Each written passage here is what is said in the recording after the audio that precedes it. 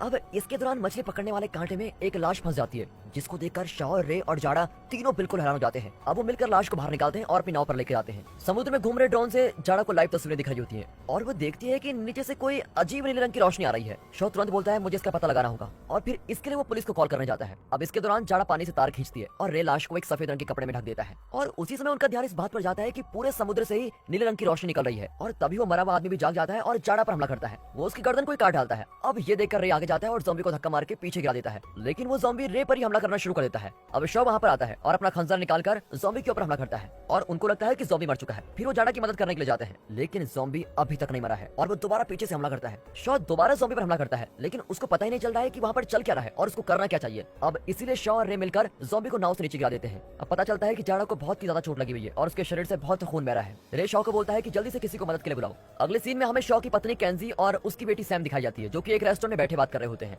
Shaw Kenji को call करता है और बोलता है जाड़ा को बहुत ज्यादा चोट लगी है। अब क्योंकि केंजी एक डॉक्टर है, इसलिए वो बोलती है मैं जाड़ा का इलाज करने के लिए आ रही हूँ। वो सैम को बोलती है कि बेटी तुम जल्दी घर चले जाओ और खुद वो जाड़ा की मदद करने के लिए निकल जाती है। अब वो और उसकी टीम जाड़ा की जांच करते हैं और जाड़ा को हॉस्पिटल भेज देते हैं। अब शॉ केंजी को समझा रहा होता है कि जाड़ा की हालत कैसे हुई। रे जाड़ा के साथ जाता है, लेकिन शॉ वहीं रुककर पता लगाना चाहता है कि आज जो उनके साथ हुआ वो क्यों हुआ और कैसे हुआ। फिर शॉ इस जगह के पुलिस ऑफिसर एकोनी के पास जाता है और उनके साथ जो हुआ वो सब कुछ वहाँ पर बताता है। एकोनी बोलता है कि मुझे ये सब कुछ कोई छोटी मोटी मुसीबत नहीं लग रही है, ये जरूर कोई बड़ी मुसीबत है। अब वो दोनों मिलकर उसी जगह पर जाते हैं जहाँ शॉ और उसके साथियों के साथ वो बुरा हादसा हुआ था।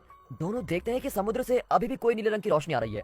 अब ये देखकर अकोनी बिल्कुल हैरान हो जाता है। अकोनी कैसे भी करके पता लगाना चाहता है कि ये नीले रंग की रोशनी कहाँ से आ रही है और क्यों आ रही है। फिर शॉ जाड़ा का ड्रोन कैमरा समुद्र की गहराई में भेज देता है और उनको एक पुराना जहाज दिखाई देता है। आखिरकार उनको ये तो पता लग जाता है कि अजीब सी रोशनी कहाँ से आ रही है। उनको वो ज़ॉम्बी भी दिखाई देता है जिसको शॉ ने पानी में धकेल दिया था। शॉ अकोनी को बताता है मैंने इस आदमी को अपने हाथों से मार दिया था, लेकिन फिर भी ये जिंदा पता नहीं कैसे बचा। हालांकि अकोनी इस बात पर विश्वास नहीं कर पाता और हंसने लगता है, लेकिन तभी बहुत सारे ज़ॉम्बीज उनकी नाव की तरफ आ रहे होते हैं। आखिरकार अकोनी को शॉ की बात पर विश्वास हो जाता है और उसको भी समझ में आ जाता है कि कुछ न कुछ बड़ी मुसीबत आने वाली है। फिर वो अपनी टीम से समुद्र का किनारा खाली करने को कहता है। अब इसके बाद शॉ और अकोनी दोनों वहां से भाग जाते हैं। अब अगले सीन में लोग समुद्र के किनारे घूम रहे होते हैं और उनका ध्यान समुद्र पर जाता है। समुद्र का पानी खुद पीछे होता जा रहा है। सभी लोग देखकर डर के वहां से भाग जाते हैं और तब दिखता है कि ज़ॉम्बीज की एक बड़ी सेना तैरते हुए समुद्र के किनारे आ रही है। इसके बाद एक बहुत बड़ी लहर दिखाई देती है जो कि किनारे की तरफ आ रही होती है। सैम और उसकी दोस्त एक पुल के ऊपर खड़े हुए ये सब कुछ देख रहे होते हैं। शॉ की नाव भी पानी की लहर से ज्यादा दूर नहीं है और तभी उनको महसूस होता है कि ये लहर कोई आम समुद्री लहर नहीं है, बल्कि ये लहर तो वैम्पायर से भरी हुई है। इसलिए खुद को बचाने के लिए शॉ और एकोनी नाव के अंदर चले जाते हैं और अंदर आने के सभी रास्ते को ब्लॉक कर देते हैं। आखिरकार लहर किनारे पहुंच जाती है और लहर के साथ बहुत सारे वैम्पायर्स भी आ जाते हैं। अब शॉ और एकोनी नाव से बाहर आते हैं और तब उनको पता चलता है कि उनको बहुत सारे वैम्पायर्स ने घेर लिया है। अब दूसरी तरफ केंजी अपने दोस्तों को जाड़ा और रे सभी लोगों को अलग लगती है, क्योंकि किसी को नहीं पता कि उनके साथ ये सब क्यों हुआ है। अब बीच पर दिखाते हैं तो ज़ॉम्बीज लोगों पर हमला करना शुरू कर देते हैं और इंसानों को भी अपने जैसे ज़ॉम्बीज बना देते हैं। बेचारे लोग खुद को बचाने के लिए भाग रहे हैं और ज़ॉम्बी से छुपने की कोशिश में लगे हुए हैं। अब देखते देखते ज़ॉम्बीज की संख्या बहुत तेजी से बढ़ रही होती है। अब तानी अपने पापा अकोनी को कॉल करने की कोशिश करती रहती है, लेकिन अकोनी को फोन लग ही नहीं पाता। यहाँ सैम, तानी और उसके दोस्त बहुत डरे हुए हैं, क्योंकि उनको पता लग गया है कि ज़ॉम्बीज हर किसी को जान से मार रहे हैं। इसीलिए अब ये लोग भी यहाँ से भागने लग जाते हैं।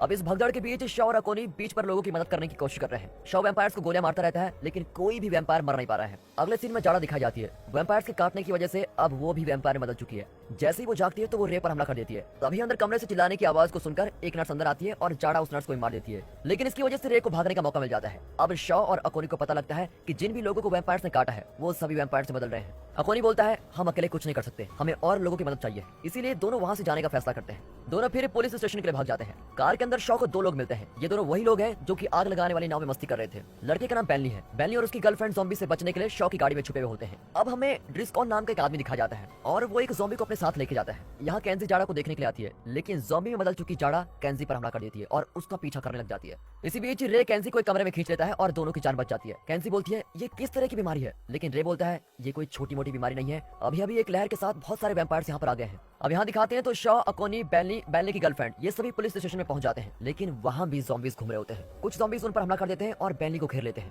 लेकिन खुद को बचाने के लिए वो अपनी गर्लफ्रेंड को वैम्पायर्स के बीच धकेल देता है। यार कैसा बॉयफ्रेंड है। अब उसकी गर्लफ्रेंड भी ज़ॉम्बीज का शिकार बन चुकी है। बेनली अंदर जाकर ज़ॉम्बीज और दूसरे पुलिस वालों के ऊपर बंदूक तानता है। पुलिस वाले इसको समझाने की कोशिश करते हैं, लेकिन बेनली तो पागल ही हो चुका है। वो तो एक पुलिस वाले को गोली मार देता है। फिर शॉ किसी तरह उसके पास पहुंचता है और कुछ मार के उसको बेहोश कर देता है। अब वो सभी बेनली को रस्सी से बांध देते हैं, क्योंकि वो बदतमीजी कर रहा होता है और सभी को मार रहा होता है। सैम और उसके दोस्त ज़ॉम्बी से बचते हुए भाग रहे हैं और वो एक बहुत ही बड़ी मार्केट में पहुंच जाते हैं। वहाँ सुपरमार्केट में भी ज़ॉम्बीज हैं। अब सैम और उसके दोस्तों को देखकर ज़ॉम्बीज उनका पीछा करने लगते हैं। सैम और उसके दोस्त बचने की बहुत कोशिश करते हैं, लेकिन तानी के बॉयफ्रेंड को एक ज़ॉम्बी पकड़ लेता है और उसको सभी के सामने मार देता है। बाकी के ज़ॉम्बीज भी उन बच्चों पर हमला करने आते हैं, लेकिन किसी तरह से सैम और उसके दोस्त बचकर बाहर निकले जाते हैं। लेकिन इस सब भगदड़ के बीच तानी, सैम वगैरह एक दूसरे से अलग हो जाते हैं। अब दूसरी तरफ दिखाते हैं तो अकोनी बाकी के पुलिस स्टेशन पर कॉल करता है ताकि वो एम्पायर से लड़ने के लिए कोई मदद मंगवा सके, लेकिन बेचारे का रेडियो काम ही नहीं कर रहा है। अब इस बात से अकोनी बड़ा उदास हो जाता है कि मैं करूँ क्या। फिर वो लॉकर में पड़ा एक लेटर निकालता है। लेटर दवाई बनाने वाली किसी कंपनी का है और अकोनी उस खत को ही तबाह कर देता है। अब समुद्र के नीचे मिली पुरानी नाव के बारे में शॉ को भी कुछ जानकारी मिलती है।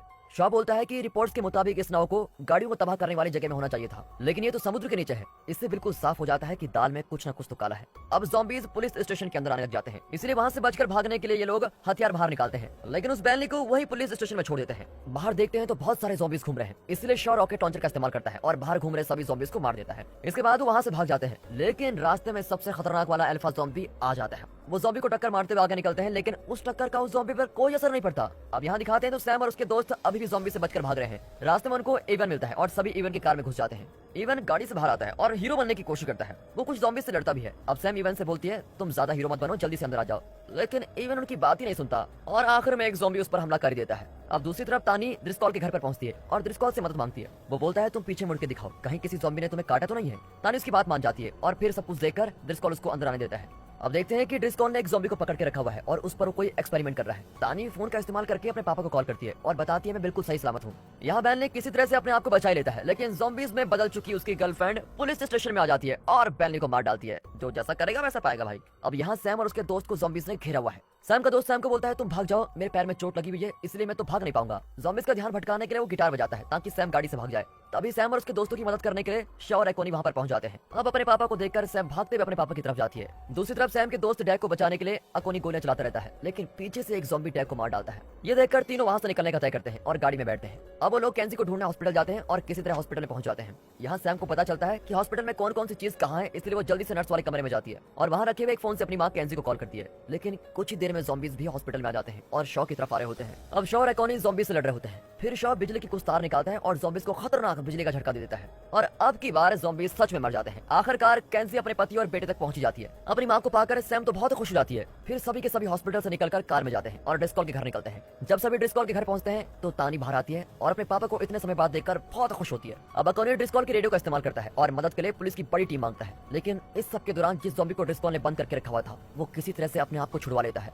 वही ज़ॉम्बी पीछे से आकर अकोनी पर हमला कर देता है। लड़ाई के दौरान वो ज़ॉम्बी अकोनी के हाथ पर काट लेता है और अकोनी की चीखने की आवाज को सुनकर सभी अंदर आ जाते हैं। फिर ज़ॉम्बी कैंसी पर हमला करता है और कैंसी उससे लड़ने लग जाती है। ड्रिस्कॉल पीछे से आता है और एक बिजली वाले हथियार से वैम्पायर को मार डालता है। अब ड्रिस्कॉल बोलता है ये ज़ॉम्बीज पानी वाले ज़ॉम्बीज हैं, इसलिए इनको बिजली का झटका देकर ही मारा जा सकता है। दोस्तों हमने ज़ॉम्बीज वाली मूवी तो बहुत सारी मूवीज देखी है, लेकिन इस मूवी में तो ज़ॉम्बीज कुछ अलग ही है। पानी वाले ज़ॉम्बी भाई, ये तो कुछ नया है। आप नए ज़ॉम्बीज के बारे में क्या सोचते हैं कमेंट सेक्शन में जरूर दीजिएगा कुछ जवाब। अब ड्रिस्कॉल की बात सुनकर शॉ एक प्लान बनाता है। वो बोलता है हम सभी ज़ॉम्बीज को किसी तरह टाइगर पूल नाम की जगह में लेके जाएंगे और फिर वहाँ पानी में आ चुके सभी ज़ॉम्बीज को खतरनाक बिजली का झटका देंगे। सभी को ये आइडिया बहुत पसंद आता है, लेकिन तभी रे पूछता है हम इस ज़ॉम्बीज को तो मार देंगे, लेकिन असली मुसीबत की जड़ तो समुद्र में डूबा जहाज है, हम उसको कैसे खत्म करेंगे। अब ये सुनकर ड्रिस्कॉल ग्रेनेड और पानी में चलने वाले बड़े बॉम्ब्स निकालते हुए बोलता है हम लोग इनकी मदद से जहाज को तबाह कर सकते हैं, ऐसा करने में मैं तुम्हारी मदद करूंगा। अब शॉ अपने भाले जैसे हथियार पर बिजली का झटका देने वाली मशीन लगाता है और बाहर ज़ॉम्बीज को मारने के लिए जाता है, लेकिन तभी बिजली का झटका देने वाली मशीन काम करना बंद कर देती है। ये देखकर कैंसी मदद के लिए आती है और पास में पड़ी लकड़ी काटने वाली मशीन चालू कर देती है। दोनों मिलकर बाहर खड़े सभी ज़ॉम्बीज को मशीन से मारते हैं। फिर सभी लोग जल्दी से बाहर निकलते हैं और उन्होंने काम की सभी चीजें भी अपने साथ लेकर रखी हुई है। अब रास्ते में अकोनी की हालत बेकार होती जा रही है क्योंकि ज़ॉम्बी के काटने की वजह से इन्फेक्शन बहुत तेजी से फैल रहा है। तभी अकोनी बोलता है मेरे दोस्त शॉ, अब तुम्हें मुझसे बेहतर करके हमारे शहर को बचाना होगा। शॉ को ये बात कुछ खास समझ में नहीं आती, इसलिए अकोनी को सच बताना ही पड़ता है। वो बोलता है 30 साल पहले हमारे शहर में दवाई बनाने वाली एक कंपनी आई थी और उन्होंने कुछ लोगों पर अपनी दवाइयों का इस्तेमाल किया था। उन्होंने मुझे चुप रहने के लिए बहुत सारे पैसे दिए थे क्योंकि उस समय दवाई ठीक से नहीं बनी थी और जिन लोगों पर उनकी बनाई दवाई का इस्तेमाल किया गया था उस दवाई की वजह से उन लोगों की हालत बहुत ही बुरी होती गई। इसलिए उन सभी संक्रमित लोगों को एक जहाज में डाला गया और उस जहाज को समुद्र के बीच में छोड़ दिया गया था। ये बात सुनकर कैंसी बोलती है कि वो दवाई आधी अधूरी नहीं बनी थी, वो दवाई बना ही इसलिए गई थी ताकि इन्फेक्शन को सभी इंसानों में फैलाया जा सके। वो दवाई बिना हथियारों के जंग जीतने का एक अच्छा तरीका है जिसको हम बायोलॉजिकल वेपन बोलते हैं। तभी बहुत सारे ज़ॉम्बीज वहां पर आते हैं और हमला करने लग जाते हैं। शॉ अपने बिजली वाले हथियार से ज़ॉम्बीज को मारता है और तब तक बाकी लोग वहां से भाग जाते हैं। अकोनी की हालत तो और बुरी होती जा रही है, इसलिए तानी अपने पापा के बोलने पर उसको वहीं पर छोड़ देती है और अकोनी के हाथ में ग्रेनेड पकड़ा देती है। जैसे ही अकोनी ज़ॉम्बी में बदलता है वो ग्रेनेड को गिरा देता है और धमाके की वजह से खत्म हो जाता है। अब सभी लोग दो ग्रुप में बढ़ जाते हैं। रे, तानी और ड्रिस्कॉल समुद्र में डूबे जहाज को तबाह करने के लिए जाते हैं और दूसरी तरफ कैंसी, सैम और शॉ जमीन पर घूम रहे ज़ॉम्बीज को मारने के लिए निकल जाते हैं। शॉ तालाब के अंदर बिजली की तार फेंक देता है ताकि ज़ॉम्बीज़ को बिजली का झटका दिया जा सके। इसके बाद शॉ गाड़ी में गाने चला देता है और तालाब की तरफ जाने लगता है। अब गाने की आवाज को सुनकर ज़ॉम्बीज़ उसके पीछे आने लगते हैं। अब दूसरी तरफ ड्रिस्कॉल धमाका करने के लिए बॉम्ब्स को सेट तो कर देता है, लेकिन समुद्र के बीच ही ज़ॉम्बीज़ उसको मार डालते हैं। अब शॉ को दिखा जाता है और उसकी गाड़ी मिट्टी में फंस गई है। तभी वहाँ सबसे खतरनाक अल्फा ज़ॉम्बी आ जाता है। शॉ उससे लड़ने लगता है और अपने बिजली वाले हथियार से हमला करता रहता है। इसके दौरान कैंसी किसी तरह से मिट्टी में फंसी गाड़ी बाहर निकाल लेती है और फिर तालाब में चली जाती है। ज़ॉम्बीज़ गाड़ी का पीछा करते रहते हैं और जल्द ही सभी पानी के अंदर पहुंच जाते हैं। फिर शॉ भी किसी तरह उस अल्फा ज़ॉम्बी को घायल कर देता है और अपनी बेटी को बोलता है, सैम जल्दी से बिजली चालू करो। लेकिन बेचारों की किस्मत बहुत बुरी होती है। बिजली चालू करने वाला हैंडल फंस गया है। दूसरी तरफ रे का जहाज भी समुद्र के बीच फंस गया है और अब ज़ॉम्बीज़ भी उस जहाज पर आने लगे हैं। रे बोलता है, तानी तुम्हें यहाँ से जाना चाहिए, इन सब ज़ॉम्बीज़ को मैं रोक कर रखता हूँ। लेकिन तानी तो रे को अकेला छोड़कर जाना नहीं चाहती और मना कर देती है। फिर किसी तरह रे तानी को समझाता है और तानी वहाँ से चली जाती है। अब अल्फा ज़ॉम्बी दोबारा अपने पैरों पर खड़ा होता है, लेकिन हमारा शॉ अपने हथियार की मदद से ज़ॉम्बी का सर काट ही देता है। तभी सैम भी हैंडल को घुमा देती है, जिससे तालाब के पानी में खतरनाक करंट आ जाता है। सभी ज़ॉम्बीज़ को बिजली का खतरनाक झटका लगता है और सभी के सभी मारे जाते हैं। दूसरी तरफ रे ने जहाज के ऊपर बम लगा दिए हैं और एक बटन दबाकर समुद्र वाले जहाज को तबाह कर देते हैं। लेकिन इसके दौरान रे भी मर जाता है। अब शॉ देखता है कि समुद्र के बीच बड़ा धमाका हुआ है और एक बड़ी लहर उनकी तरफ आ रही होती है। वो लहर से बचने के लिए भाग रहा होता है, लेकिन ज़ॉम्बी में बदला हुआ बैनली वहां आ जाता है। फिर शॉ उसको मारकर खुद को बचाने के लिए भागता है। अगले सीन में सब कुछ शांत हो गया है और धमाके की वजह से सभी ज़ॉम्बीज़ मर चुके हैं। शॉ और उसका परिवार बहुत खुश होता है। तभी उनका ध्यान तानी पर जाता है, जो कि तैरकर किनारे पर पहुंचती है। उसको देखकर सभी खुश हो जाते हैं। आखिर में शॉ अपनी पत्नी को बोलता है, मैं हमेशा तुम लोगों के साथ रहूंगा। और दोस्तों, इसी हैप्पी एंडिंग के साथ ये मूवी